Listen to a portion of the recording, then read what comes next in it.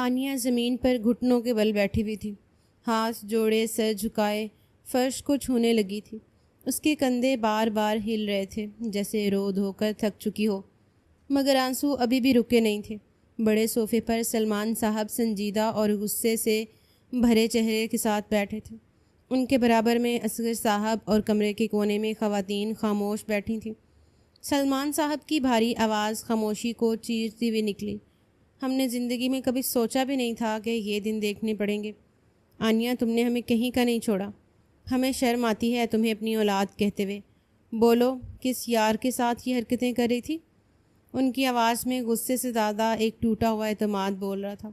آنیا سر اٹھائے بغیر کپکپاتی آواز میں بولی، بابا مجھے معاف کر دیں، یہ سب میں نے جان بوجھ کر نہیں کیا، خدا کے واسطے مجھے معاف کر دیں، میں وعدہ کرتی ہوں ایسا دوبارہ کبھی نہیں ہوگا۔ بابا وہ تصویریں بھی میری نہیں ہیں، مجھ پر جھوٹا الزام لگایا جا رہا ہے، آپ تو کم سے کم مجھ پر یقین کریں، میں آپ کی بیٹی ہوں، آپ سب سے زیادہ مجھے جانتے ہیں، میں سب سے زیادہ آپ کے قریب ہوں، کم سے کم تھوڑا تو بھروسہ رکھیں، میں اپنی بے گناہی ثابت کروں گی۔ ابھی وہ مزید کچھ کہتی اس سے پہلے ہی اصغر صاحب بات کاٹتے ہوئے کرخت لہجے میں بولے، بھائی صاحب آپ اس ناہنجارہ سے بات کر کیوں رہے ہیں؟ فیصلہ سنائیے، مجھے بولیے، میں اس کا دماغ درست کرتا ہوں، جلد سے جلد بتائیے اس کا کیا کرنا ہے۔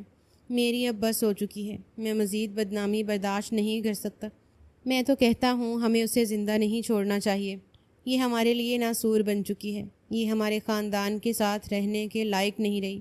ان کے الفاظ بجلی کی کڑک کی طرح کمرے میں گونج رہے تھے۔ تمام عورتوں نے دل تھام لیے تھے۔ آنیا گھبرا کر فوراً بولی، نہیں چاچو، ایسا کچھ نہیں ہے، وہ تصویر وہ صرف آپ لوگوں کو بھیجی گئی ہے تاکہ مجھے بدنام کیا جائے۔ میں قسم کھا کے کہتی ہوں وہ کسی اور کے پاس نہیں جائے گی، مجھے ٹارگٹ کیا جا رہا ہے۔ آپ لوگ یقین کریں، میں سچ کہہ رہی ہوں، یہ سب ایک جھوٹ ہے، ڈھونگ ہے، وہ تصویریں میری نہیں ہیں، میں آپ لوگوں کا خون ہوں، کم سے کم مجھ پر بھروسہ کریں، کیا میں ایسا غلط کام کر سکتی ہوں؟ کیا ہو گیا ہے آپ سب کو؟ اتنی بے اعتباری ٹھیک نہیں ہے، جب حقیقت آپ سب کے سامنے آئے گی تب آپ کو معلوم ہوگا کہ آپ لوگ کتنی بڑی غلطی کر رہے ہیں۔ وہ مزید کچھ کہتی اس سے پہلے ہی شائستہ بیگم سخت لہجے میں بولی، اگر اسے معافی دی گئی تو میں یہ گھر چھوڑ کر چلی جاؤں گی۔ سلمان صاحب، اسے سزا دینی ہی ہوگی، یہ ہمارے ساتھ رہنے کے لائق نہیں رہی، اس کے اوپر ذرا بھی رحم کھانے کی ضرورت نہیں ہے، اس نے مجھے کہیں کا نہیں چھوڑا، پورا خاندان مجھ پر باتیں بنا رہا ہے، سب میری تربیت پر انگلی اٹھا رہے ہیں صرف اس منحوس کی وجہ سے۔ میری اب بس ہو چکی ہے، اس کو ہر حال میں سزا دی جائے گی۔ کمرے میں خاموشی چھا گئی تھی۔ سب کی باتیں سن کر سلمان صاحب جیسے پتھر کی مورت بن گئے تھے۔ ان کا چہرہ سخت، آنکھوں میں ایک عجیب سی شفاف خاموشی۔ انہوں نے ایک نظر روتی ہوئی اپنی بیٹی پر ڈالی جس میں شفقت کا کوئی سایہ باقی نہیں تھا۔ انہوں نے ایک گہری سانس لی تھی اور بلند آواز میں اپنی بیگم کی جانب دیکھتے ہوئے بولے، بس سب خاموش ہو جاؤ، اب مزید تماشے کی میرے پاس کوئی گنجائش نہیں بچی۔ شائستہ، جاؤ اسے نکاح کے لیے تیار کرو، نہ میں اپنے ہاتھوں سے اسے ختم کر سکتا ہوں، نہ اسے معاف کر سکتا ہوں۔ ہاں لیکن اب یہ ہمارے خاندان کے ساتھ رہنے کے لائق نہیں رہی، تو اس لیے اب اس کی اس گھر میں کوئی جگہ نہیں ہے۔ آج میں اس کا نکاح کروا کر اسے اپنے خاندان سے بے دخل کر دوں گا۔ آج سے یہ میرے لیے مر چکی ہے۔ ان کا لہجہ مدھم مگر زہریلا سا تھا، جیسے ہر لفظ خنجر کی نوک پر رکھا ہو۔ تمام لوگ حیرت زدہ ہو گئے تھے۔ آنیا بھی بے یقین نظروں سے اپنے باپ کو دیکھ رہی تھی۔ وہ مزید بولے، ابھی اور اسی وقت میں اس کا نکاح ہمارے ڈرائیور مبشر سے کرواؤں گا اور نکاح کے فوراً بعد اسے اس کے گاؤں روانہ کر دوں گا۔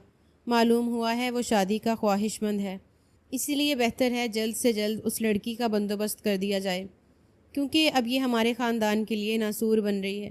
یہ سنتے ہی کمرے میں جیسے ایک سرد لہر دوڑ گئی تھی۔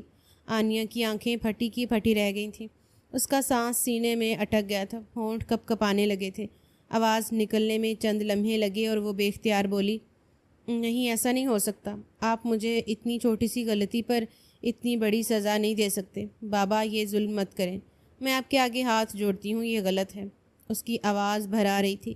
میں وعدہ کرتی ہوں میں کچھ غلط نہیں کروں گی، میں نے صرف ایک شخص سے محبت کی تھی اور اس نے مجھے دغا دیا، لیکن میں قسم کھا کر کہتی ہوں اب آپ کو کبھی مایوس نہیں کروں گی۔ وہ روتے روتے قریب آ گئی اور دونوں ہاتھ جوڑ لیے، خدا کے لیے بابا مجھے معاف کر دیں، میں اب دوبارہ کبھی آپ کو مایوس نہیں کروں گی، کبھی آپ کا سر نہیں جھکاؤں گی۔ خدا کے لیے مجھے بخش دیں بابا، میرے ساتھ ایسا ظلم مت کریں۔ میں کسی ڈرائیور سے شادی نہیں کروں گی، سارا سچ آپ کے سامنے آ جائے گا، مجھے تھوڑی مہلت دیں۔ پھانسی پر چڑھے ہوئے شخص کو بھی ایک آخری موقع دیا جاتا ہے، اس کی آخری خواہش پوچھی جاتی ہے۔ بابا، مجھے آخری خواہش کے ذریعے اپنا سچ سامنے لانے کی مہلت دی جائے۔ اس کے آنسو فرش پر گر رہے تھے، مگر سلمان صاحب کے چہرے پر کوئی نرمی نہیں آئی۔ اس نے ان کے پاؤں پکڑ لیے تھے اور ایک بار پھر گڑ گڑا کر بولی، بابا پلیز، میں آپ کی عزت بحال کرنے کے لیے کچھ بھی کر لوں گی، بس یہ مت کریں۔ آپ کے سامنے میں آپ سے وعدہ کرتی ہوں، کوئی آپ کو کچھ نہیں کہے گا، بلکہ جس نے آپ کو غلط الفاظ کہے ہیں وہ سب اپنی غلطی پر شرمسار ہو کر آپ سے معافی مانگیں گے۔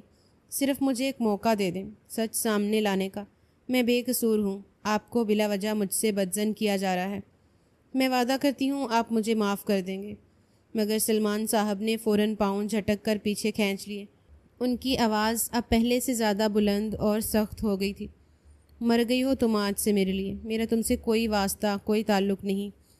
تم نے سارے جہان میں میرا سر جھکا دیا ہے، میرا مان توڑ دیا ہے۔ تم نے وہ کیا ہے جو میرا دشمن بھی کبھی نہیں کرتا۔ میں تمہیں کبھی زندگی میں اپناؤں گا نہیں۔ آج سے تم ہمیشہ ہمیشہ کے لیے مر چکی ہو۔ اب دفع ہو جاؤ، نکاح کر کے تمہیں دفنانے کا انتظام کر رہا ہوں۔ آئینہ نے کانپتے ہوئے سر ہلایا۔ بابا ایسا نہیں ہے، آپ بس ایک بار میرا یقین کر لیں، آپ بہت پچھتائیں گے بابا۔ میں بس وہ گرجے، میں تمہیں کبھی معاف نہیں کروں گا۔ دفع ہو جاؤ یہاں سے، اب اسی وقت۔ تمہیں سمجھ نہیں آ رہی میری زبان؟ جاؤ یہاں سے۔ ان کا یہ جملہ آخری ہتھوڑا تھا جو آنیا کے سامنے حوصلے کو توڑ گیا تھا۔ وہ سسکیاں لیتے ہوئے فرش پر بیٹھ گئی، دونوں ہاتھوں سے اپنا چہرہ ڈھانپ لیا، لیکن اس کی ماں فوراً آگے بڑھی اور اس کا بازو مضبوطی سے تھام لیا۔ چلو، اب جتنی سر میں خاک ڈال لی تھی تم ڈال چکی ہو، اٹھو، زیادہ تماشا نہیں بناؤ۔ ماں کی آواز میں ایک سختی تھی، مگر آنکھوں میں عجیب سا تناؤ چھپا ہوا تھا۔ وہ ماں تھی، ان کا دل اپنی اولاد کو ایسی تکلیف میں دیکھ تڑپ رہا تھا، لیکن وہ بے بس تھی۔ آنیا نے جھٹکے سے اپنا بازو چھڑانے کی کوشش کی۔ چھوڑو مجھے، میں بابا سے بات کروں گی۔ بابا، بابا میری بات سنیں۔ وہ چیختے ہوئے اپنے باپ کی طرف لپکنے لگی، مگر شائستہ بیگم نے پوری طاقت لگا کر اسے پیچھے کھینچ لیا۔ نہیں، جو کرنا تھا تم کر چکی ہو، چلو یہاں سے۔ کمرے میں باقی بیٹھے لوگ خاموش تماشائی بنے رہے تھے، کسی کے چہرے پر ہمدردی کا شعبہ تک نہ تھا، سب جیسے اپنے اپنے فیصلے دے چکے تھے۔ صوفے کے کونے پر بیٹھا اصغر صاحب طنزیہ مسکراہٹ لیے یہ منظر دیکھ رہے تھے، جیسے ان کا غصہ بھی بھتیجی کی اس ذلت سے ٹھنڈا ہو رہا تھا۔ آنیا کے قدم فرش پر گھسٹتے جا رہے تھے، ہاتھ دیوار اور فرنیچر کو پکڑنے کی کوشش میں بار بار پھسل رہے تھے۔ وہ اب بھی رو رہی تھی، چیخ رہی تھی، مگر اس کی ماں نے اسے گھسیٹتے ہوئے کمرے کے دہانے تک پہنچا دیا تھا۔ انہیں معلوم تھا اگر وہ وہاں ٹھہرتی اسے مزید ایسے لفظوں کا سامنا کرنا پڑتا جو اسے کبھی بھی کھڑا نہیں ہونے دیتے، اسی لیے انہوں نے مزید وہاں اسے نہیں روکا تھا۔ سلمان صاحب نے ایک لمحے کو پلٹ کر بھی نہیں دیکھا تھا، وہ وہیں بیٹھے رہے جیسے یہ سب معاملہ ان کے لیے طے شدہ ہو، اور اب ان کی نظر میں بیٹی کا وجود ختم ہو چکا تھا۔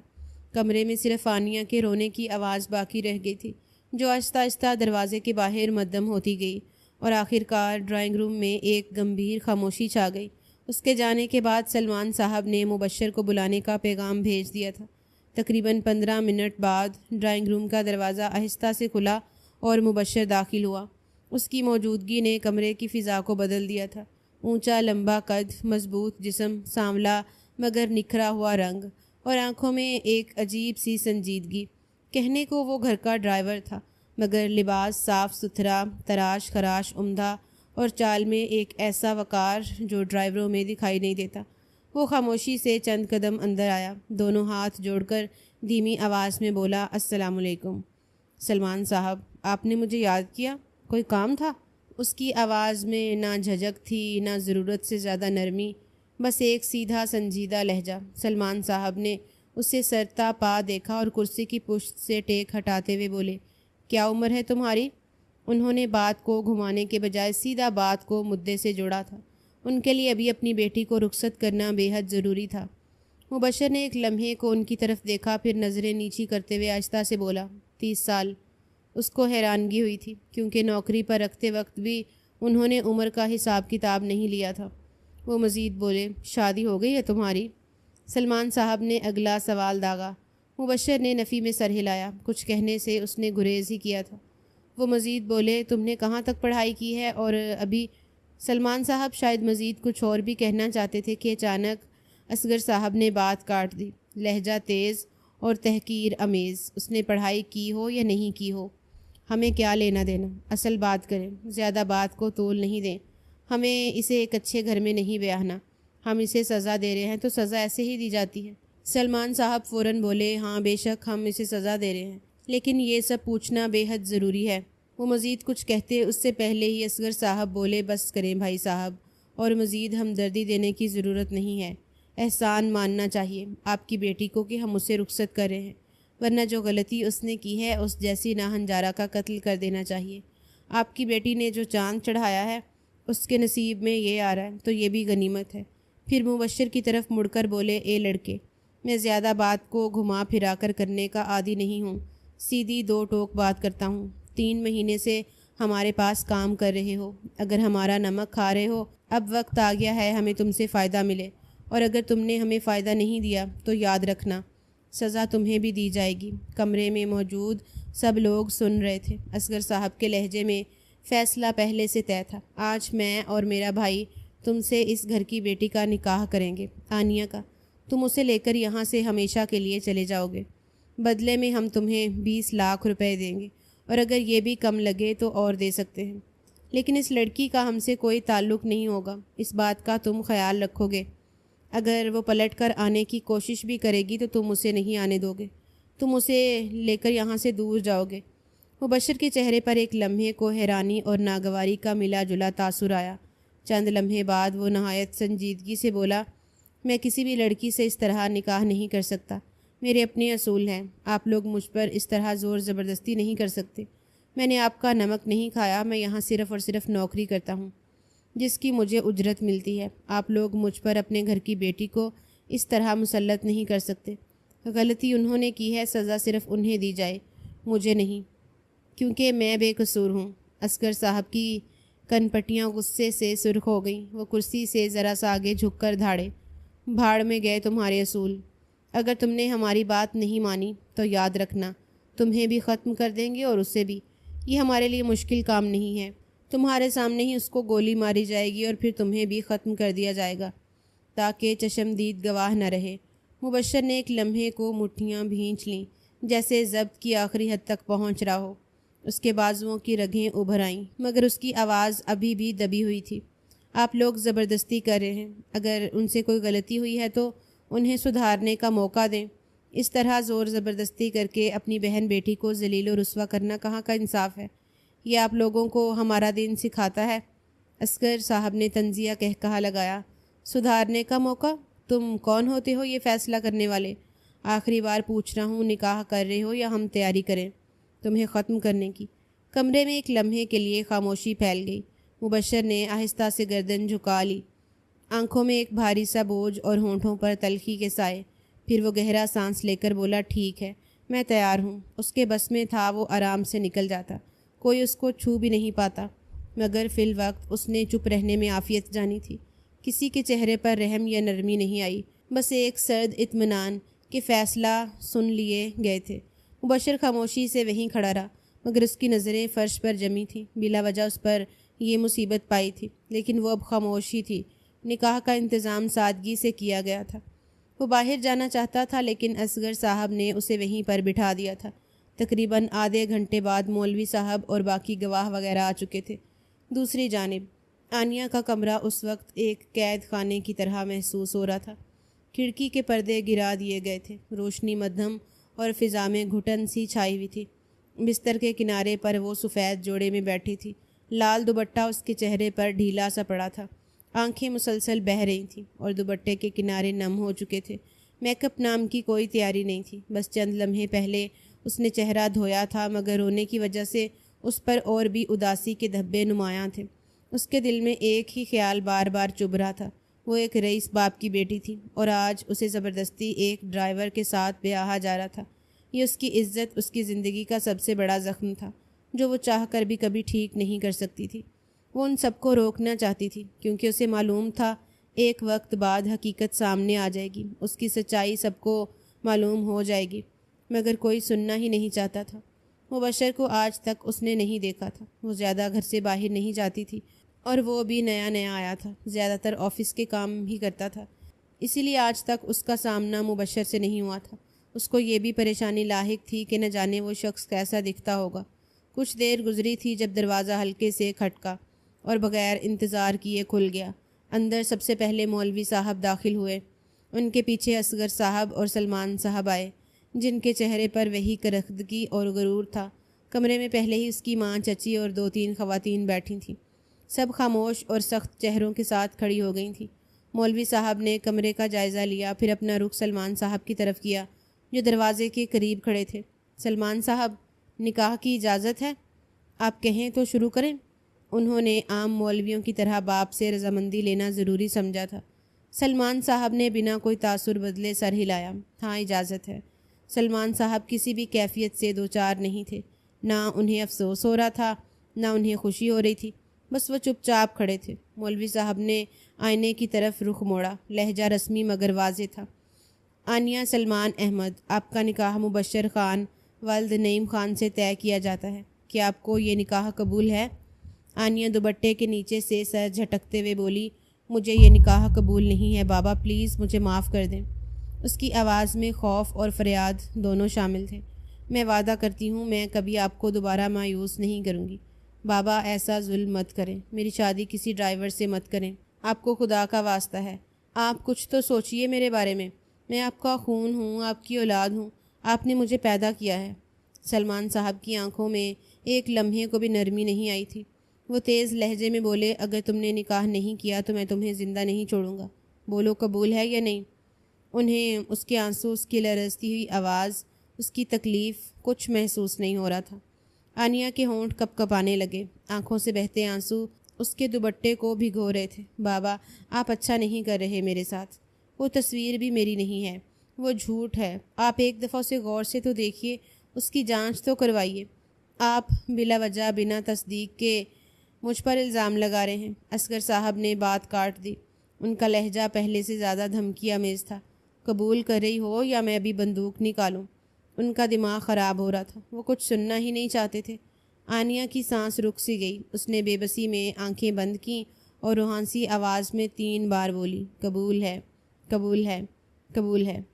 مولوی صاحب نے سر ہلایا اور کاغذ پر نکاح کی کارروائی مکمل کرنے لگے۔ کمرے میں موجود خواتین خاموش رہیں، جیسے یہ منظر دیکھنا ان کے لیے معمول ہو۔ چند ہی منٹ بعد سب ڈرائنگ روم کی طرف بڑھے۔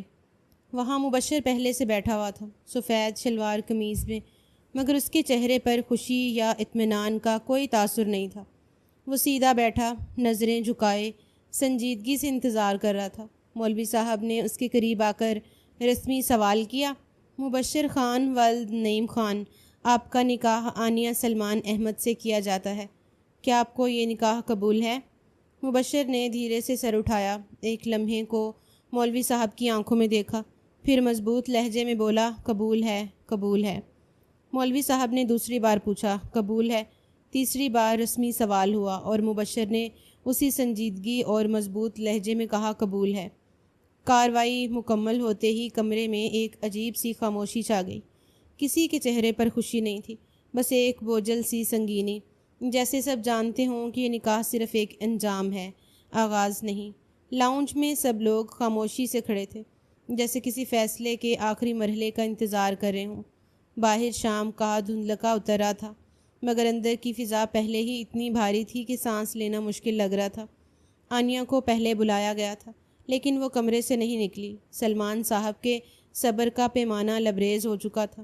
وہ خود تیز قدموں سے اس کے کمرے کی طرف بڑھے، دروازہ دھڑم سے کھولا اور بنا کچھ کہے اس کا بازو مضبوطی سے پکڑ کر باہر گھسیٹنے لگے۔ آنیہ نے مزاحمت کی، قدم پیچھے کھینچے، مگر ان کی گرفت آہنی تھی۔ اس کے دوپٹے کا پلو زمین پر گھسیٹتا جا رہا تھا اور آنکھوں سے بہتے آنسو اس کے چہرے کو تر کر رہے تھے۔ کچھ لمحوں بعد وہ لاؤنج میں داخل ہوئے اور ایک جھٹکے سے آنیہ کو گھسیٹ کر مبشر کے قدموں میں دھکیل دیا۔ آنیہ سنبھل بھی نہیں پائی تھی اور گھٹنوں کے بل گر گئی تھی۔ سلمان صاحب کا لہجہ زہر آلود تھا، لے جاؤ اسے مبشر، اس گند کی پوٹلی کو، اور کہیں جا کے ختم کر دینا۔ اس نے ہمارے خاندان کی عزت پر داغ لگایا ہے۔ میرا بس چلے تو میں اس ناہنجار کو ابھی ختم کر دوں، لیکن کیا کریں، بس ہی تو نہیں چلتا۔ کمرے میں موجود سب کے چہرے جیسے پتھر کے بن گئے تھے۔ کسی کو بھی آنیہ کا رونا نظر نہیں آ رہا تھا۔ کل تک یہ لوگ اس کی ایک ہلکی سی چیخ پر لرز اٹھتے تھے، اور آج وہ رو رہی تھی، گڑ گڑا رہی تھی، ان سے اپنی معافی کی بھیک مانگ رہی تھی، لیکن کوئی اس کی طرف دیکھنا بھی نہیں چاہتا تھا۔ مبشر نے آہستہ سے قدم آگے بڑھائے، پھر جھک کر دونوں ہاتھوں سے آنیہ کے بازو تھامے اور اسے آہستہ آہستہ اپنے پورے قد کے ساتھ کھڑا کیا۔ آنیہ نے پہلی بار اسے قریب سے دیکھا تھا۔ ڈرائیور ہونے کے باوجود اس کی شخصیت میں ایک عجیب کشش اور وقار تھا۔ وہ حیرت سے پھٹی پھٹی آنکھوں سے اسے دیکھتی جا رہی تھی۔ اس کے دل میں بے اختیار خیال آیا تھا، ڈرائیور اتنے حسین ہوتے ہیں یا میں کوئی خواب دیکھ رہی ہوں؟ مبشر نے آنیہ کو سہارا دیتے ہوئے سب کی طرف دیکھا۔ آنکھوں میں عجیب سختی تھی۔ وہ ان کی جانب دیکھتے ہوئے نہایت سنجیدگی سے بولا، معذرت کے ساتھ، لیکن آپ میری بیوی کو اس طرح نہیں بول سکتے۔ یہ گند کی پوٹلی نہیں ہے، یہ آپ کی فیملی ممبر ہے۔ میں یہ نہیں کہوں گا کہ انہوں نے غلطی نہیں کی، بے شک غلطی کی ہے، لیکن آپ اس کے خاندان والے ہیں۔ اگر آپ مضبوط ہوتے تو آپ کی بہن یا بیٹی اس طرح کسی غیر مرد کے قدموں میں نہیں پھینکی جاتی، بلکہ آپ لوگ اس کا ہاتھ تھام کر اسے کھڑا کرتے۔ مرد وہ نہیں ہوتا جو اپنی عورت کو ذلیل ہونے کے لیے غیر لوگوں کے سامنے کھڑا کر دے۔ مرد وہ ہوتا ہے جو اپنے گھر کی عورت کا بازو بنے، اس کے کندھے پر ہاتھ رکھ کر بولے، ہاں تم غلط نہیں ہو، تمہارے ساتھ غلط ہوا ہے، تم نے گناہ نہیں کیا، تم نے صرف ایک غلطی کی ہے جس کا خمیازہ ہم سب بھگتیں گے، تم اکیلے نہیں۔ سب لوگ ایک دوسرے کو دیکھنے لگے، مگر کسی نے کچھ نہ بولا تھا۔ کئی عورتوں نے رشک بھری نظروں سے آنیہ کو دیکھا تھا، جو رسوا ہو کر بھی عزت کی چادر میں ڈھانپ دی گئی تھی۔ مبشر کی آواز میں اب اور زیادہ وزن آ گیا تھا۔ ہم خود اپنے خاندان کی عورتوں کو ایسے قدم اٹھانے پر مجبور کرتے ہیں کیونکہ ہم کبھی وہ محبت، وہ اعتماد دیتے ہی نہیں جو وہ ہم سے چاہتی ہیں، اور پھر وہ باہر کے مردوں میں محبت ڈھونڈتی ہیں، اور اکثر وہاں انہیں بھیڑیے مل جاتے ہیں جو ان کی عزت اور شخصیت دونوں کو نوچ کر کھا جاتے ہیں۔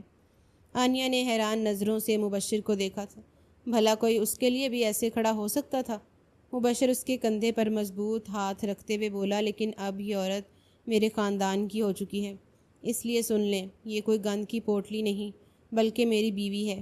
اور رہی آئندہ ملاقات کی بات، جب تک آپ سب عزت کے ساتھ اس سے معافی نہیں مانگیں گے اور اسے اپنائیں گے نہیں، تب تک یہ آپ لوگوں سے کبھی نہیں ملے گی، چاہے کچھ بھی ہو جائے۔ اس نے سب کو ایک ایک کر کے دیکھا، پھر صاف لفظوں میں بولا، خدا حافظ۔ یہ کہتے ہی اس نے آنیہ کو اپنے ساتھ مضبوطی سے تھاما اور باہر کی طرف بڑھ گیا تھا۔ آنیہ حیرت زدہ نظروں سے اسے دیکھ رہی تھی۔ اس نے کبھی تصور بھی نہیں کیا تھا کہ یہ جلد بازی کا نکاح اس کے لیے اتنا مفید ثابت ہو جائے گا جس طرح اس نے سب کے درمیان اسے عزت سے تھاما تھا۔ یہ کوئی غیرت مند مرد ہی کر سکتا تھا۔ وہ اس لیے سیدھا بس اڈے کی طرف روانہ ہوا تھا۔ اپنے علاقے کا ٹکٹ وغیرہ لے کر وہ اب خاموشی سے گاڑی میں چڑھ گیا تھا۔ بس کا اندرونی ماحول خاموشی میں لپٹا ہوا تھا۔ آنیہ کھڑکی سے باہر دیکھ رہی تھی، مگر آنکھوں کے سامنے دھندھا منظر تھا، کیونکہ آنسو مسلسل بہہ رہے تھے۔ چہرے پر لالی اور آنکھوں میں نمی اس کے دل کی کیفیت بیان کر رہی تھی۔ مبشر چند لمحے تک اسے یوں ہی دیکھتا رہا، پھر جیب سے ایک صاف سفید رومال نکال کر اس کی طرف بڑھاتے ہوئے نرم مگر گھمبیر لہجے میں بولا، زندگی بہت گھٹن ہوتی ہے آنیہ، لیکن زندگی کو آسان بنانا بھی انسان کے اپنے ہاتھ میں ہوتا ہے۔ یہ رونا دھونا صرف اور صرف وقت کا ضائع کرنا ہے۔ وہ چونکی مگر کچھ بولی نہیں۔ مبشر نے رومال اس کے ہاتھ میں تھما دیا اور بات جاری رکھی، اگر کوئی تمہارے ساتھ برا کرے اور تم بدلے میں اسے معاف کر دو تو یہ یاد رکھو، یہ تمہاری سب سے بڑی کمزوری ہے، اور یہ جو آنسو ہیں یہ انسان کو بے بس کر دیتے ہیں، کبھی بھی مضبوط نہیں کرتے۔ اس لیے بلا وجہ رونا میری نظر میں صرف اور صرف وقت کا ضائع کرنا ہے اور خود کو نقصان پہنچانا۔ آنیہ نے ہلکا سا سر اٹھایا، اس کے چہرے پر حیرت اور الجھن کا امتزاج تھا۔ مبشر اس کی آنکھوں میں دیکھتے ہوئے آہستہ مگر مضبوط لہجے میں بولا، اسی لیے کہا جاتا ہے کہ ان آنسوؤں کو صاف کر لو، اور جس نے تمہارے ساتھ برا کیا ہے ان آنسوؤں کو اپنی طاقت بنا لو، تاکہ ایک دن تم اس ظالم کو برباد کر سکو، اس کو اس کی اوقات یاد دلا سکو کہ کوئی بھی شخص تمہاری زندگی تباہ نہیں کر سکتا، کوئی بھی تمہیں رسوا نہیں کر سکتا، تم مضبوط ہو اور ہمیشہ مضبوط رہو گی۔ اس کے الفاظ آنیہ کے دل میں جیسے تیر کی طرح پیوست ہوئے تھے۔ وہ ایک جھٹکے سے اس کی طرف مڑی جیسے اس کے بارے میں کچھ پوچھنے والی ہو، مگر اسی لمحے بس جھٹکے سے رک گئی۔ ڈرائیور نے ہارن بجایا اور سامنے سڑک پر ایک چیک پوسٹ نظر آئی۔ مبشر نے کھڑکی سے باہر جھانکا اور پھر آنیہ کی طرف مڑتے ہوئے بولا، چلو ادھر اترتے ہیں، آگے سے ہم میری گاڑی میں جائیں گے۔ اس نے حیران ہو کر دیکھا تھا، میری گاڑی؟ وہ بھی ایک چیک پوسٹ پر؟ وہ تھوڑا حیران ہوئی تھی، جبکہ وہ کہتے ساتھ ہی اپنی سیٹ سے اٹھا اور بغیر مزید کچھ کہے نیچے اتر گیا۔ آنیہ نے ایک لمحہ ہچکچاہٹ میں گزارا، مگر پھر وہ بھی اس کے پیچھے اتر آئی۔ جیسے ہی وہ نیچے پہنچی، پیچھے سے بس کا دروازہ بند ہوا اور بس تیزی سے آگے نکل گئی۔ سڑک سنسان تھی۔ وہ گھبراہٹ کے عالم میں ادھر ادھر دیکھ رہی تھی۔ چند لمحے بعد دو بڑی سیاہ گاڑیاں ان کے قریب آ کر رکیں۔ ان گاڑیوں کی حالت، ان پر لگے سرکاری نمبر پلیٹس اور چمکدار حالت دیکھ کر آنیہ کا دل ایک لمحے کو رک سا گیا۔ یہ سب کیا تھا؟ اسے کچھ سمجھ نہیں آ رہا تھا۔ پہلی گاڑی کا دروازہ کھلا اور اس میں سے 4 فوجی جوان باہر نکلے۔ وہ سیدھے مبشر کی طرف بڑھے، ایک دم سیدھے کھڑے ہوئے اور سب نے ایک ساتھ سیلیوٹ کیا۔ ویلکم سر، ہم آپ کا ہی انتظار کر رہے تھے۔ آنیہ کی آنکھیں اور زیادہ کھل گئیں۔ وہ دم بخود کھڑی یہ منظر دیکھ رہی تھی۔ مبشر نے ہلکی سی مسکراہٹ کے ساتھ سیلیوٹ کا جواب دیا اور بولا، شکریہ۔ چلیں، یہ سب کچھ اتنا اچانک ہوا کہ آنیہ کو سمجھ نہیں آیا۔ وہ اپنے ذہن میں بار بار سوال دہرا رہی تھی، یہ فوجی جوان مبشر کو سر کیوں کہہ رہے ہیں؟ اس کے سامنے اتنی عزت سے کیوں کھڑے ہیں؟ اور یہ سب اسے دیکھ کر کیسے فوراً متحرک ہو گئے؟ مبشر دوسری گاڑی کی طرف بڑھا۔ دروازے کے قریب پہنچ کر وہ ایک لمحے کو رکا، پھر آہستہ سے فرنٹ ڈور کھولا اور نرمی سے بولا، بیٹھو۔ آنیہ نے ایک لمحے کے لیے اس کے چہرے کو باغور پڑھا، مگر وہاں صرف سنجیدگی اور وقار تھا۔ پھر بغیر کچھ کہے وہ آہستگی سے آگے بڑھی اور فرنٹ سیٹ پر بیٹھ گئی۔ مبشر دوسری طرف جا کر ڈرائیونگ سیٹ پر بیٹھا اور گاڑی سٹارٹ کر دی۔ گاڑی کے اندر خاموشی چھا گئی، مگر باہر کا منظر آنیہ کے لیے بالکل نیا اور الجھا ہوا تھا۔ وہ جانتی تھی کہ اس کے سوالوں کا جواب آسان نہیں ہوگا، اور مبشر وہ شخص نہیں لگتا تھا جو فوراً سب کچھ بیان کر دے۔ گاڑی آہستہ آہستہ چیک پوسٹ سے گزر رہی تھی، اور آنیہ کے دل میں صرف ایک ہی خیال گونج رہا تھا، یہ شخص آخر ہے کون؟ گاڑی کے اندر ہلکی سی ایئر کنڈیشن کی ہوا چل رہی تھی۔ باہر سڑک پر درختوں کی قطاریں تیزی سے پیچھے کی طرف بھاگتی محسوس ہو رہی تھیں۔ سامنے ونڈ اسکرین سے سورج کی کرنیں دھیرے دھیرے اندر آ رہی تھیں، لیکن اندر کا ماحول عجیب حد تک سنجیدہ تھا۔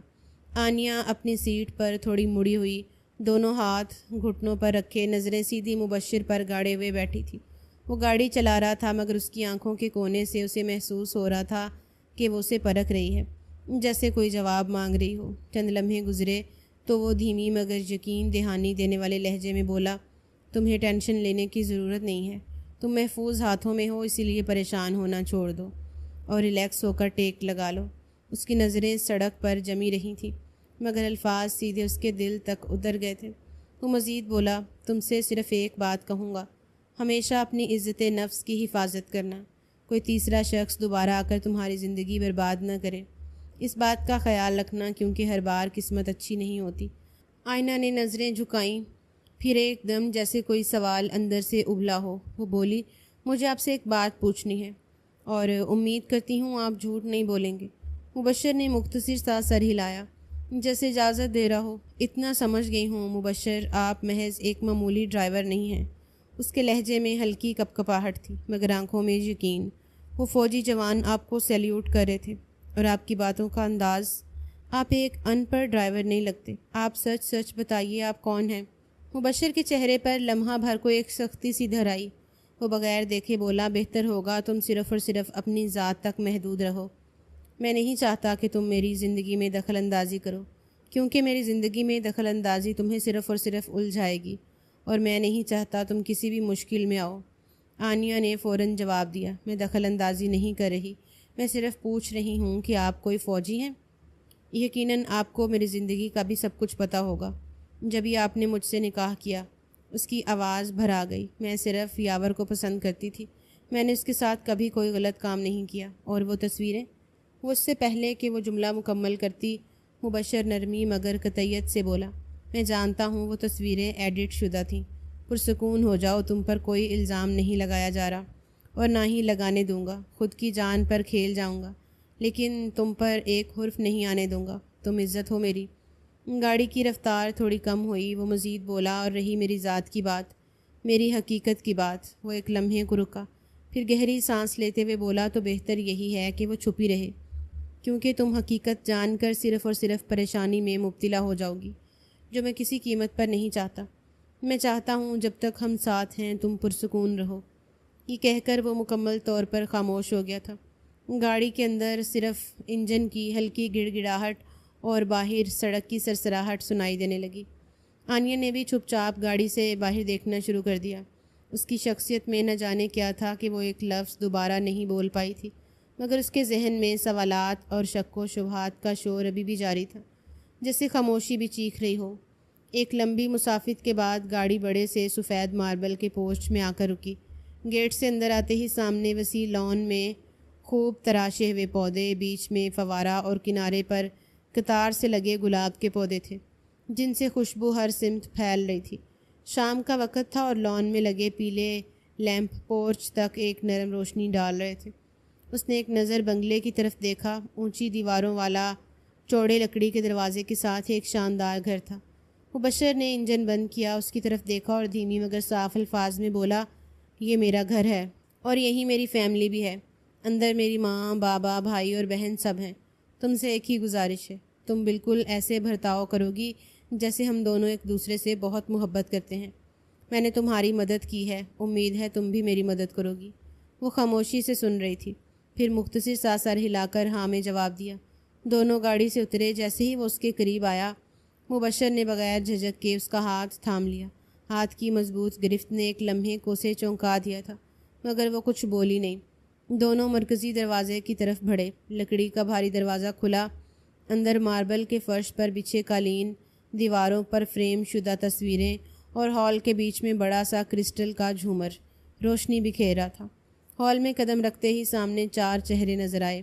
درمیانی عمر کا سخت تاثرات والا شخص، ایک باوقار مگر سنجیدہ نظر آنے والی عورت، ایک نوجوان لڑکا اور ایک لڑکی۔ سب کی نظریں سیدھی اس پر جمی ہوئی تھیں۔ مبشر نے اس کا ہاتھ مضبوطی سے تھاما اور سیدھا ان کے قریب جا کر عام لہجے میں بولا، السلام علیکم، یہ میری بیوی ہے، اسی کے بارے میں آپ لوگوں کو بتایا تھا۔ کہنے کو وہ آج اپنی فیملی سے پورے 3 مہینے بعد ملاقات کر رہا تھا، مگر اس کے انداز میں ذرا برابر گرم جوشی نہیں تھی۔ چند لمحے خاموشی چھائی رہی، پھر اس کے والد سرد لہجے میں بولے، تمہیں میں نے ایک مشن کے لیے وہاں بھیجا تھا اور تم یہ چاند چڑھا کر آئے ہو۔ مبشر بنا جھجک محسوس کیے صاف لہجے میں بولا، اس میں کوئی گناہ نہیں ہے، میں نے شادی کی ہے، نکاح کیا ہے اور میرے پاس نکاح نامہ موجود ہے۔ نعیم صاحب نے ناگواری سے رخ موڑا، اپنے پاس رکھو اپنا نکاح نامہ، تم نے ہمیں کہیں منہ دکھانے کے قابل نہیں چھوڑا۔ میں اپنے دوست سے اس کی بیٹی کے لیے بات کر چکا تھا اور تم۔ مبشر نے بیچ میں بات کاٹ دی۔ لہجے میں تلخی اور اعتماد یکساں موجود تھا۔ یہ سب آپ کا مسئلہ ہے، میرا نہیں۔ میں نے پہلے ہی آپ سے کہہ دیا تھا کہ میں کسی اور کی مرضی سے شادی نہیں کروں گا۔ یہ میری بیوی ہے اور امید کرتا ہوں کہ یہاں اسے میری بیوی کی حیثیت سے ہی عزت دی جائے گی۔ ہال میں پھر ایک بوجھل خاموشی چھا گئی۔ سب کے چہروں پر غصہ اور بے بسی کی ملی جلی کیفیت تھی۔ مبشر نے اس کا ہاتھ پکڑے ہوئے بغیر پلٹے سیدھا سیڑھیوں کی طرف قدم بڑھائے۔ وہ خاموشی سے ساتھ چلتی رہی۔ اوپر جاتے ہوئے اسے محسوس ہوا جیسے پیچھے سب کی نظریں اب بھی ان پر جمی ہوئی ہوں، مگر مبشر کے قدم ذرا بھی ڈگمگائے نہیں۔ دونوں اوپر پہنچے اور وہ اسے اپنے کمرے کی طرف لے گیا۔ پیچھے سب دل محسوس کر رہ گئے تھے۔ کمرہ وسیع اور بھاری فرنیچر سے سجا ہوا تھا۔ دیواروں پر گہرے رنگ کا وال پیپر اور چھت سے لٹکتا ہوا جھاڑ فانوس ایک سنجیدہ سا تاثر دے رہا تھا۔ کھڑکی کے برابر گہرے پردے کھینچے ہوئے تھے اور کمرے کے کونے میں ایک بڑا سا بیڈ سفید چادر اور سلیقے سے رکھے ہوئے تکیوں کے ساتھ موجود تھا۔ مبشر نے جیسے ہی اندر قدم رکھا، اس نے اس کا ہاتھ فوراً چھوڑ دیا، جیسے کوئی ذمہ داری محض دروازے تک ہی تھی۔ وہ سیدھا کمرے کے اندر بنے اٹیچڈ واش روم کی طرف بڑھ گیا۔ وہیں کھڑی اس کی پشت کو دیکھتی رہی، پھر دھیرے سے بولی، یعنی یہ شادی صرف میری غلطی کی وجہ سے نہیں ہوئی، بلکہ آپ نے اپنا آپ بچانے کے لیے بھی کی ہے۔ مبشر کے قدم رک گئے۔ وہ پلٹا اور اس کی آنکھوں میں براہ راست دیکھتے ہوئے بولا، یہ تمہارا مسئلہ نہیں ہے، بہتر ہوگا تم اپنے آپ سے ہی مطلب رکھو۔ وہ ہلکا سا تلخ مسکرائی، لیکن اگر یہ صرف میری وجہ سے نہیں ہوا تو میں خود کو اب ذلیل محسوس نہیں کروں گی۔ میں مسلسل سوچ رہی تھی کہ میری وجہ سے آپ کی زندگی برباد ہو گئی، لیکن اب لگتا ہے کہ اس میں آپ کی مرضی بھی شامل تھی۔ مبشر کے چہرے پر سختی آ گئی۔ وہ دھیمے مگر دباؤ بھرے لہجے میں بولا، بہتر ہوگا یہاں رہنا ہے تو میرے ساتھ سمجھوتا کر کے رہو، بلا وجہ کے تانے دینا بند کرو۔ وہ خاموش نہ رہی، ایک قدم آگے آ کر بولی، تو پھر آپ اس لڑکی سے شادی کیوں نہیں کر لیتے جس کے آپ کے بابا نے آپ کی بات طے کی تھی؟ آپ کی فیملی اتنی اچھی ہے، آپ خود اتنے امیر ہیں، اور وہ لڑکی بھی یقیناً اچھی ہوگی۔ مبشر کی نظریں لمحہ بھر کو سخت ہو گئیں۔ وہ آہستگی مگر واضح لہجے میں بولا، تمہارے لیے یہی بہتر ہے کہ تم خاموش رہو، اور جو میں کر رہا ہوں مجھے کرنے دو، ورنہ میں تمہارے گھر والوں کے پاس واپس بھیج دوں گا، جو تمہیں دیکھتے ہی گولی مار دیں گے۔ سمجھ آئی؟ یہ کہتے ہی وہ مڑ کر واش روم میں چلا گیا۔ پیچھے وہ ساکت کھڑی رہی، دل میں غصے اور بے بسی کا ملا جلا احساس تھا۔ اس نے آہستہ سے منہ بنایا، پھر کمرے کے اطراف نظر دوڑائی۔ ہر چیز ترتیب سے رکھی ہوئی تھی، جیسے یہاں کسی کی ذاتی زندگی کی جھلک بھی نہیں۔ بھاری پردے بند، کھڑکیاں اور دیوار پر لگی گھڑی کی مسلسل ٹک ٹک، یہ سب کمرے میں عجیب سا دباؤ پیدا کر رہے تھے۔ اس نے گہری سانس لی، بیڈ کے کنارے بیٹھ گئی اور اپنی نظریں فرش پر گاڑ دیں۔ مبشر کی آواز، اس کا لہجہ اور اس کی دھمکی سب اس کے کانوں میں گونج رہے تھے۔ باہر سے ہال میں موجود ہلکی سی سرگوشیوں اور برتنوں کی آوازیں آ رہی تھیں، لیکن کمرے کے اندر خاموشی اتنی گہری تھی کہ دل پر بوجھ سا محسوس ہو رہا تھا۔ وقت دھیرے دھیرے گزرتا جا رہا تھا، کمرے میں رات کی خاموشی گہری ہو چکی تھی۔ باہر کھڑکی کے پردے سے ہلکی سی چاندنی اندر آ رہی تھی، مگر کمرے کا ماحول مدھم اور بوجھل تھا۔ وہ بستر کے کونے پر بیٹھی سوچوں میں گم تھی کہ دروازے کی ہلکی سی چرچراہٹ کے ساتھ وہ اندر آیا۔ اس کے قدموں کی آہٹ سن کر وہ فوراً سیدھی ہو کر کھڑی ہو گئی۔ اس کی آنکھوں میں الجھن تھی، جیسے وہ پہلے سے اندازہ لگا رہی ہو کہ اگلی بات کیا ہونے والی ہے۔ وہ دروازہ بند کر کے ایک لمحے کے لیے اسے دیکھتا رہا، پھر سنجیدہ لہجے میں بولا، دیکھو مجھے بستر کے علاوہ کہیں نیند نہیں آتی، تو بہتر ہے تم صوفے پر سو جاؤ۔ یہ کہتے ہی وہ سیدھا بیڈ کی طرف بڑھا اور پرسکون انداز میں لیٹ گیا۔ وہ چند لمحے ہچکچاتی رہی، پھر آہستہ قدم اٹھاتے ہوئے صوفے کی طرف چلی گئی۔ صوفے کے کنارے پر بیٹھتے ہی کمرے کی لائٹس مدھم سی چپک کر بند ہو گئیں۔ اندھیرا پھیلتے ہی اس کے دل کی دھڑکن تیز ہو گئی۔ ایک ہلکی سی چیخ اس کے لبوں سے نکلی اور وہ فوراً کھڑی ہو گئی۔ پلیز لائٹ جلاؤ، مجھے اندھیرے میں ڈر لگتا ہے۔ اس کی آواز میں خوف صاف جھلک رہا تھا۔ وہ بستر پر کروٹ بدلے بغیر بولا، مجھے لائٹ میں نیند نہیں آتی، اور بہت دن بعد اپنے گھر آیا ہوں، مجھے سکون سے سونے دو۔ وہ صوفے کے پاس کھڑی رہی، دونوں ہاتھ آپس میں جھکڑے ہوئے، جیسے خود کو سنبھال رہی ہو۔ میں یہاں اکیلی صوفے پر نہیں سو سکتی، وہ دھیمی آواز میں بولی۔ وہ گہری سانس لے کر بولا، اتنا ڈر لگ رہا ہے تو آ جاؤ یہاں، مجھے کوئی مسئلہ نہیں ہے، البتہ تمہیں ضرور ہوگا۔ اس کے الفاظ میں کوئی طنز نہیں تھا، بس ایک سیدھا سادہ جملہ تھا۔ وہ لمحہ بھر خاموش رہی، پھر دھیرے سے بولی، نہیں، مجھے بھی کوئی مسئلہ نہیں ہے، تم شوہر ہو، میں تمہارے ساتھ لیٹ سکتی ہوں۔ اس کے لہجے میں جھجک تھی، مگر الفاظ میں ایک فیصلہ سا تھا۔ وہ آہستہ آہستہ چلتی ہوئی بیڈ کے قریب آئی۔ کمرے میں اندھیرے کے باعث اس نے دونوں ہاتھ آگے بڑھا کر راستہ ٹٹولا، بیڈ کا کونا محسوس کیا اور پھر آہستہ سے بیڈ پر بیٹھ گئی۔ چند لمحے بعد وہ کھسک کر بستر پر لیٹ گئی تھی۔ دل کی دھڑکنیں تیز ہو رہی تھیں، برابر میں ایک مرد سو رہا تھا۔ یہ احساس ہی اسے عجیب کیفیت میں مبتلا کر رہا تھا۔ وہ بس آنکھیں بند کیے لیٹی رہی، کب نیند کی وادیوں میں گئی اسے کچھ پتہ نہیں چلا تھا۔ آدھی رات کے وقت اسے اپنے پیٹ پر کسی کا سسراتا ہوا ہاتھ محسوس ہوا، آنکھیں فوراً کھل گئی تھیں۔ اندھیرے میں آنکھیں پھاڑ کر اس نے دیکھا تو مبشر خان اس کے قریب ہی لیٹا ہوا تھا اور ہاتھ اچھی طرح اس کے پیٹ پر لپیٹ رکھا تھا۔ وہ خوف سے سمٹ گئی تھی۔ ابھی وہ آگے ہوتی جب اچانک اس نے دباؤ دے کر اسے اپنی قریب تر کر لیا۔ اس کی پشت سیدھا اس کے سینے سے لگی تھی۔ جب وہ دھیرے سے اس کے کان میں سرگوشی کرتے ہوئے بولا، خاموشی سے لیٹی رہو، بیوی ہو تم میری، بیوی کی حیثیت سے برابر میں لیٹی ہو، آواز نہ آئے۔ یہ کہتے ہی وہ دھیرے دھیرے اس کی گردن پر اپنا لمس بکھیرنے لگا، جبکہ وہ اس کی قربت میں پگھلنا شروع ہو گئی تھی۔ اس نے تھوڑا ہٹنے کی کوشش کی تھی، لیکن وہ دھیرے دھیرے اس پر سایہ فگن ہونا شروع ہو گیا تھا۔ اسے تھوڑی گھبراہٹ ہوئی تھی، یہ سب اسے اچھا نہیں لگ رہا تھا۔ اس نے اتنی جلدی ان سب چیزوں کے بارے میں نہیں سوچا تھا، مگر اس کے بڑھتے قدم بھی وہ روک نہیں پا رہی تھی۔ شاید اس کی قربت کا احساس تھا یا پھر اس کی موجودگی وہ آنکھیں بند کر کے اپنا آپ اس کے سپرد کر گئی تھی، اور وہ اب اپنی پوری منمانی سے اس پر جھکا اپنی تشنگی مٹا رہا تھا۔ کب وہ دھیرے دھیرے اپنی حدیں پار کرتا گیا اسے کچھ پتہ نہیں چلا، اور وہ بھی اس کے ساتھ ساتھ بہکتی چلی گئی۔ پوری رات وہ دونوں ایک دوسرے کے پاس رہے تھے۔ ان کے ملن پر کھڑکی سے جھانکتا ہوا چاند بھی بادلوں کی اوٹ میں چھپ گیا تھا۔ اگلی صبح کا سورج پوری آب و تاب سے روشن ہوا تھا۔ پہلی کرن نکلتے ہی مبشر خان گھر سے چلا گیا تھا، اور اب دوپہر ہونے کو آئی تھی۔ وہ لوٹ کر نہیں آیا تھا۔ دھوپ کھڑکی کے پردوں سے چھن کر کمرے میں پھیل رہی تھی۔ دوپہر کا سکوت کمرے کے ہر کونے میں ٹھہرا ہوا تھا، اور وہ بستر کے کنارے پر گم سم بیٹھی تھی۔ اس کی نظریں قالین پر جمی تھیں، مگر ذہن کل رات کے منظر میں اٹکا ہوا تھا۔ دل کی دھڑکن اب بھی تیز تھی، جیسے ابھی ابھی سب کچھ ہوا ہو۔ رات اچانک سے نکاح، پھر ایک ایسا قرب جو اس نے کبھی سوچا بھی نہ تھا۔ سب ایک ہی پل میں جیسے اس کی زندگی کو بدل گیا تھا۔ اسے سمجھ نہیں آ رہا تھا کہ وہ ان سب باتوں کو کیسے قبول کرے۔ دل میں عجیب سا خوف بیٹھا تھا، اور اس خوف کو بڑھانے والی ایک اور بات یہ تھی کہ وہ شخص مبشر دراصل کون ہے۔ ایک عام سا ڈرائیور نظر آنے والا شخص، لیکن بڑے گھر کا مالک، قیمتی گاڑی کا مالک، اور ایسے فوجی جوان جو اسے دیکھ کر سیلیوٹ کرتے ہیں۔ یہ سب اس کے لیے کسی موما سے کم نہیں تھا۔ وہ انہی الجھی سوچوں میں کھوئی ہوئی تھی جب کمرے کا دروازہ دھیرے سے کھلا۔ مبشر اندر داخل ہوا۔ سفید شلوار قمیض میں بالکل سلیقے سے تیار، اس کا قد و قامت اور انداز اسے مزید جاذب نظر بنا رہا تھا۔ ہاتھ میں مہنگی گھڑی پہنے وہ سیدھا اس کی طرف بڑھا۔ نرم مگر پر اعتماد لہجے میں بولا، بتاؤ دوپہر میں کیا کھاؤ گی؟ میں بول کر بنوا دیتا ہوں۔ وہ اس کی طرف دیکھتی رہی، دل میں جیسے سوالوں کا سیلاب امڑ آیا تھا۔ چند لمحے خاموشی رہی، پھر دھیرے سے بولی، مجھے آپ سے کچھ پوچھنا ہے، اور پلیز میری بات کو اب سیدھے طریقے سے سن لیں، خدا کے لیے۔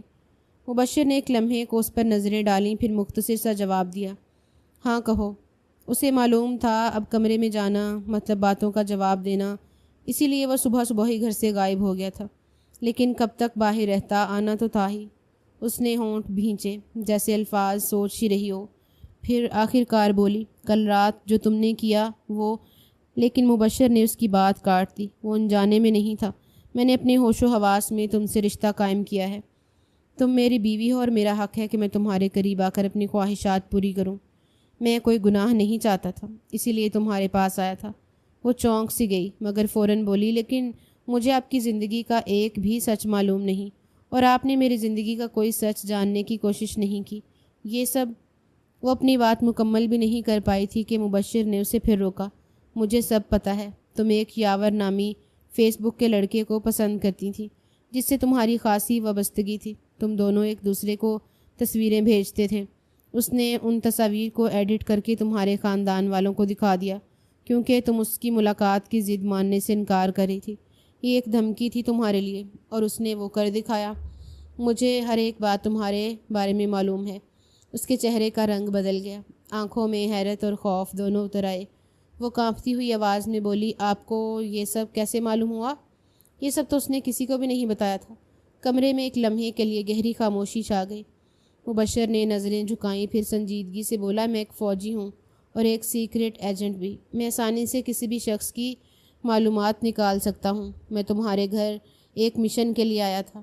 اس علاقے پر ایک حساس نوعیت کا آپریشن چل رہا تھا، جس کی رپورٹ مجھے ہیڈ کوارٹر میں جمع کرانی تھی۔ مجھے وہاں رہنے کے لیے کوئی محفوظ جگہ چاہیے تھی، اور میں نے تمہارے گھر کا انتخاب کیا۔ وہ تھوڑا رکا، پھر دھیمے مگر پختہ لہجے میں بولا، اس سے پہلے میں نے تم سب کے موبائل ہیک کیے، تم سب کی زندگیاں جانی، اور پھر تمہارے قریب آیا۔ مجھے معاف کرنا، لیکن یہ سب حقیقت ہے۔ یہ کہہ کر وہ بغیر اس کا رد عمل دیکھے سیدھا دروازے کی طرف بڑھا اور کمرے سے نکل گیا تھا۔ وہ وہیں بیٹھی رہ گئی۔ اس کا دماغ جیسے سن ہو گیا تھا۔ دھوپ اب بھی پردوں سے چھن کر کمرے میں آ رہی تھی، مگر اس کے اندر ایک سرد تاریکی پھیل چکی تھی۔ اسے محسوس ہو رہا تھا جیسے وہ ایک ایسے کھیل کا حصہ بن گئی ہے جس کے سارے پتے دوسرے کے ہاتھ میں ہیں، اور وہ خود محض خاموش کھلاڑی ہے۔ وقت اور تیزی سے گزرتا جا رہا تھا۔ 2 دن بعد کمرے کی فضا بھاری سی تھی۔ مدھم روشنی چھت پر لٹکتے بلب سے کونے کونے میں بکھر رہی تھی۔ وہ صوفے کے ایک کونے پر سمٹی بیٹھی تھی، گود میں ہاتھ جھکڑے، آنکھوں سے بہتے آنسو گالوں پر نم لکیریں بنا رہے تھے۔ چند لمحے پہلے ہی وہ نیچے گئی تھی۔ امید تھی کہ شاید گھر والے کچھ نرم رویہ اختیار کریں گے، مگر مبشر کی ماں کے سخت جملے اور ذلت امیز لہجے نے اس کی ساری ہمت توڑ دی تھی۔ قدم جیسے خود بخود اوپر کے کمرے میں آ گئے اور وہ آ کر خاموشی سے صوفے پر بیٹھ گئی تھی۔ کچھ ہی دیر گزری تھی کہ دروازہ چرچراتا ہوا کھلا اور مبشر اندر آیا۔ اس کی نظریں سیدھا اس کے چہرے پر گئیں۔ آنکھوں میں سرخی، چہرے پر بے بسی اور ہونٹوں پر خاموشی کا تالا دیکھ کر وہ ایک لمحہ رکا، پھر گہری سانس لیتے ہوئے اس کے برابر بیٹھ گیا۔ چند لمحے بعد وہ اس کو دیکھتے ہوئے بولا، کس نے کہا تھا تمہیں کہ کمرے سے باہر جاؤ؟ اس کی آواز بھاری مگر قابو میں تھی۔ میں نے تمہیں منع کیا تھا نا کہ یہ لوگ تمہیں قبول نہیں کریں گے، وہ ہچکچاتے ہوئے بولی۔ لیکن کیوں نہیں کریں گے قبول؟ میں نے ان کا کیا بگاڑا ہے؟ میں نے تو کوشش بھی کی کہ سب سے اچھے طریقے سے پیش آؤں، پھر آپ کی امی اور گھر والے مجھ سے نفرت کیوں کرتے ہیں؟ مبشر نے چند لمحے خاموش رہ کر اس کی طرف دیکھا، جیسے سوچ رہا ہو کہ سچ بتانا کتنا ٹھیک ہوگا۔ پھر آہستہ آواز میں بولا، اصل میں یہ جو خاتون ہیں جنہوں نے تمہیں ڈانٹا، یہ میری سوتیلی ماں ہیں، میرے بابا میرے سگے ہیں، لیکن وہ صرف اپنی بیوی کی بات سنتے ہیں۔ ان کے لیے ان کی رائے ہی سب کچھ ہے۔ وہ چونکی مگر کچھ بولی نہیں۔ مبشر نے سلسلہ جاری رکھا، وہ خاتون چاہتی تھی کہ میری شادی ان کی بھانجی سے ہو، رشتہ طے کرنے کی تیاری بھی کر رکھی تھی، لیکن میں نے صاف منع کر دیا تھا۔ میں اپنے خاندان میں شادی نہیں کرنا چاہتا تھا، اور جب تمہارے بابا نے میرا رشتہ تم سے کرنے کی بات کی، میں نے بنا سوچے سمجھے ہاں کر دی۔ وہ حیرانگی سے اسے دیکھتی رہی، آنکھوں میں سوال تھے۔ مبشر کے ہونٹوں پر ہلکی سی مسکراہٹ آئی، کیونکہ میں تمہیں پسند بھی کرنے لگا تھا۔ تم میں وہ چیزیں ہیں جو عام لڑکیوں میں نہیں ہوتی۔ تمہاری جگہ کوئی اور ہوتی تو اب تک ہار مان کر خود کو ختم کر لیتی، لیکن تم باہمت ہو، مضبوط ہو، اور یہی چیز مجھے پسند آئی ہے۔ اس کے دل کی دھڑکن جیسے لمحہ بھر کو رک گئی۔ مبشر کی آنکھوں میں اخلاص تھا اور لہجے میں وہ نرمی جو کم ہی محسوس ہوئی تھی۔ وہ مزید بولا، تم اکیلی نہیں ہو، میں تمہارے ساتھ ہوں ہر حال میں، اور چاہے جتنی بھی مشکلات آئیں تمہیں ان سب کا سامنا اکیلے نہیں کرنا۔ اس کے آنسو اب بہہ تو رہے تھے مگر چہرے پر ہلکی سی مسکراہٹ بھی آ گئی تھی۔ کمرے کی فضا میں پہلے جیسے گھٹن نہیں رہی، جیسے کسی نے تھوڑا سا سکون بھر دیا ہو۔ اور ایک بات اور ہے، وہ بے اختیار بولی۔ اور کیا بات ہے؟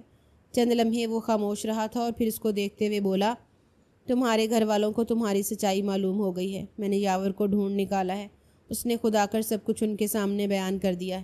وہ نازیبا تصویریں بھی دکھا دیں جو کسی اور لڑکی کی تھیں، بس تمہارا چہرہ وہاں ایڈٹ کیا گیا تھا۔ ایک ایک بات ان کو بتائی گئی ہے اور وہ سب بے حد شرمندہ ہیں۔ اس کی آنکھوں میں سکون لانے کی کوشش کرتے ہوئے وہ آہستہ سے بولا، وہ سب تم سے ملنا چاہتے ہیں، تم سے معافی مانگنا چاہتے ہیں، تم سے بات کرنا چاہتے ہیں، لیکن میں نے کسی کو کچھ نہیں بتایا، سوچا پہلے تم سے پوچھ لوں۔ وہ سر جھکائے ہاتھ مٹی میں بھینچے بیٹھی رہی، پھر دھیمی لرزتی ہوئی آواز میں بولی، مجھے کسی سے نہیں ملنا۔ جب میں چیخ چیخ کر کہہ رہی تھی، رو رہی تھی، تب کسی نے میری بات نہیں سنی۔ اب کیوں؟ اب میں کیوں جاؤں کسی کے پاس؟ اس کے ہونٹ کپ کپانے لگے اور آنکھوں سے آنسو ایک بار پھر بہہ نکلے۔ وہ خاموش ہو گیا۔ اس کا دل چاہا کہ بس ایک لمحے میں اس کے سارے زخم اپنے سینے میں سمیٹ لے، لیکن وہ جانتا تھا کہ کچھ زخم صرف وقت کے مرہم سے ہی بھرتے ہیں۔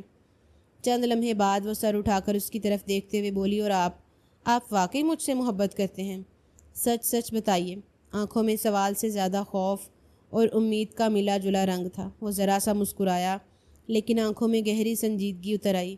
اس نے نرمی سے اس کے کندھے پر ہاتھ رکھا اور بولا، تم جانتی ہو اگر کوئی چیز مجھے پسند نہ ہو تو میں اسے اس کمرے میں بھی برداشت نہیں کرتا، اور تم تو میری زندگی میں شامل ہو۔ کیا تمہیں لگتا ہے کہ میں تمہیں پسند نہیں کرتا یا محبت نہیں کرتا؟ وہ سر جھکا کر بولی، میں تو بہت بری ہوں، لڑکوں سے تعلق میں تھی، اپنی تصویریں بھیجتی تھی۔ اس نے گہری سانس لی، اس کی طرف جھک کر بولا، ماضی ہر کسی کا ہوتا ہے، اگر ہم ماضی میں ہی اٹک جائیں تو زندگی کبھی آگے نہیں بڑھتی۔ مجھے تمہارے ماضی سے کوئی لینا دینا نہیں، میں تمہارے حال اور تمہارے مستقبل سے جڑا ہوں۔ سوال یہ ہے، کیا تم مجھے قبول کرو گی؟ میں نے تو تمہیں دل سے قبول کر لیا ہے، لیکن تمہاری رضامندی بھی ضروری ہے۔ وہ ایک پل کے لیے اس کے چہرے کو دیکھتی رہی، جیسے ہر لفظ کو تول رہی ہو۔ آنکھوں سے بہتے آنسو اب تھوڑے تھم گئے تھے، لیکن چمک میں ایک نیا رنگ آ چکا تھا۔ اگلے ہی لمحے وہ رو پڑی، اس کے گلے سے لپٹ گئی۔ ہاں، میں آپ کو قبول کرتی ہوں، ہر حال میں، ہر صورت میں۔ اس نے مسکرا کر ایک سکون بھری سانس کے ساتھ اسے اپنے قریب تر کر لیا تھا۔ اس کے ہاتھوں کی گرفت مضبوط تھی، جیسے وعدہ کر رہا ہو کہ اب کوئی دکھ، کوئی الزام، کوئی ماضی ان دونوں کے بیچ نہیں آ سکے گا۔ کھڑکی کے پار سورج ڈوب چکا تھا، لیکن کمرے کے اندر ایک نیا اجالا پھیل رہا تھا۔ وہ اجالا جو دل کے اندر سے سارے خوف نکال دیتا ہے۔ جب کوئی انسان اپنے سارے خوف، زخم اور تنہائیاں کسی اور کی محبت میں پگھلا دیتا ہے، اور اس لمحے دونوں جان گئے تھے کہ یہ اختتام نہیں بلکہ ایک نئے سفر کی شروعات ہے۔